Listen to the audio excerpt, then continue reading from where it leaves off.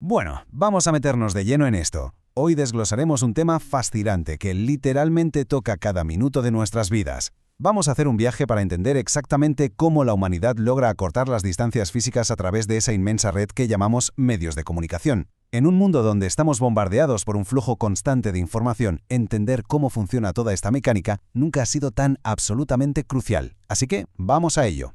Nuestra hoja de ruta para este análisis es súper clara. Primero, el origen de la comunicación.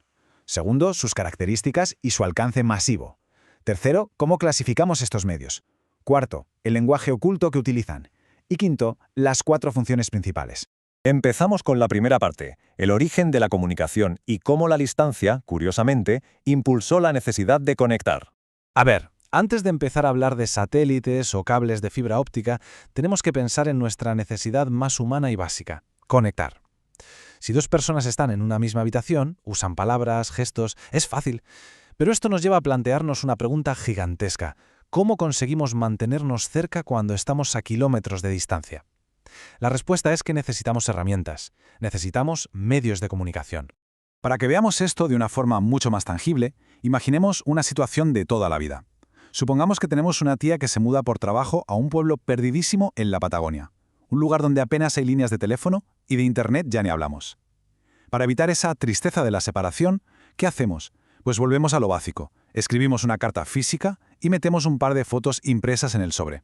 Puede parecer algo rudimentario, pero ese simple trozo de papel cruza el mundo y hace que los que están lejos se sientan cerca. Es una conexión íntima, de persona a persona. Pasamos a la sección 2, las características y el alcance masivo, o cómo amplificamos el mensaje. Una vez que esa conexión personal ya está dominada, la historia da un salto de gigante. Y aquí es donde entramos en el terreno de las masas. Vamos a definir nuestro concepto central. Los medios masivos son, básicamente, esos canales técnicos increíbles que nos permiten transmitir y recibir información o entretenimiento de forma simultánea entre millones de personas. Y ojo, no solo mueven datos de un lado a otro, es que moldean activamente la cultura y la opinión pública cada día. Son un verdadero motor social. Y esto ilustra perfectamente la diferencia entre los dos mundos. Por un lado, tenemos los medios interpersonales, que facilitan esa comunicación superpersonalizada de un individuo a otro, como el teléfono, el correo postal o un email. Pero por otro lado, frente a ellos, tenemos a estos colosos, la televisión, la radio o los periódicos. Estos emiten un único mensaje diseñado milimétricamente para ser captado al mismo tiempo por miles o millones de personas. Es un concepto totalmente distinto. Al analizar un poco más a estos gigantes, vemos que comparten rasgos inconfundibles. Primero, operan en una diversidad de formatos, papel, ondas o en el entorno digital. Además, tienen un alcance masivo que literalmente ignora fronteras y ofrecen una inmediatez brutal para cubrir eventos en tiempo real.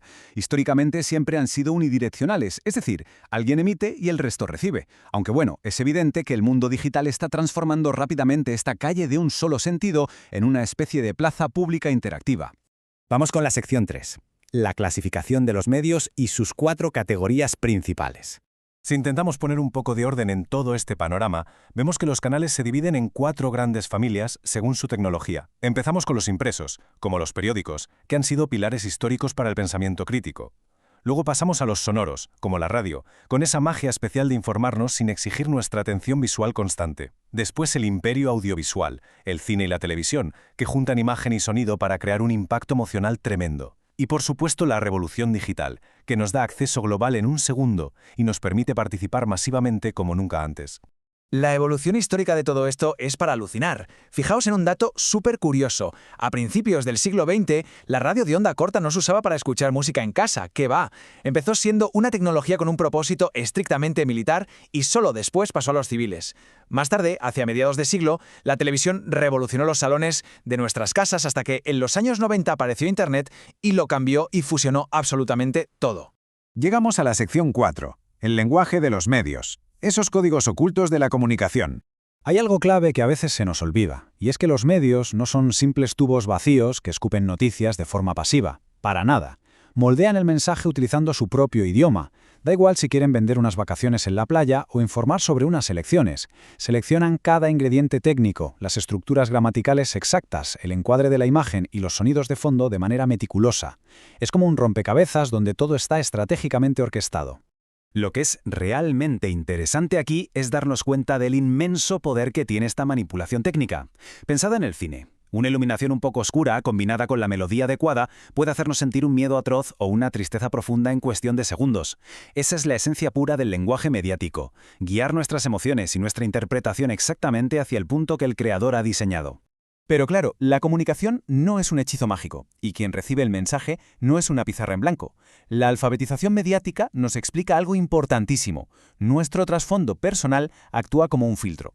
Nuestras propias experiencias previas y lo que ya sabemos determinan cómo encajamos y asimilamos esa información. Por eso, un mismo titular de noticias o la misma escena de una película puede significar algo totalmente distinto para dos personas diferentes en su día a día. Y vamos con la última parte, la sección 5, las 4 funciones principales, que vienen a ser como el sistema operativo de nuestra sociedad. Todo esto nos lleva a preguntarnos, ¿para qué sirven realmente estas redes masivas? Pues cumplen 4 misiones fundamentales. 1. Nos informan dándonos los datos vitales diarios. 2. Nos educan, ayudando a fomentar una conciencia más crítica. 3. Nos entretienen, ofreciendo relajación y un escape que inspira creatividad. Y 4. Sirven como el gran tablero de juego para el debate público. El punto crucial de todo esto, y es algo en lo que merece la pena pararse a pensar, es que tener un espacio donde se escuchen voces diversas no es solo un servicio útil, es literalmente la columna vertebral de cualquier democracia moderna. Es a través de estos debates en los medios como nos movilizamos y cómo, al final del día, se da forma a la opinión de toda la ciudadanía. Fijaos en el viaje que hemos hecho hoy. Hemos pasado de esa necesidad de enviar una simple carta en papel hasta un rincón aislado de la Patagonia, a tener todo el mundo conectado al instante mediante plataformas digitales que integran texto, vídeo y audio.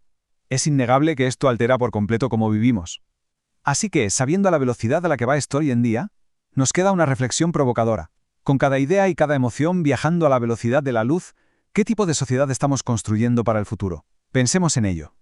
Y con esta pregunta terminamos nuestro análisis. Gracias por acompañarnos y hasta la próxima.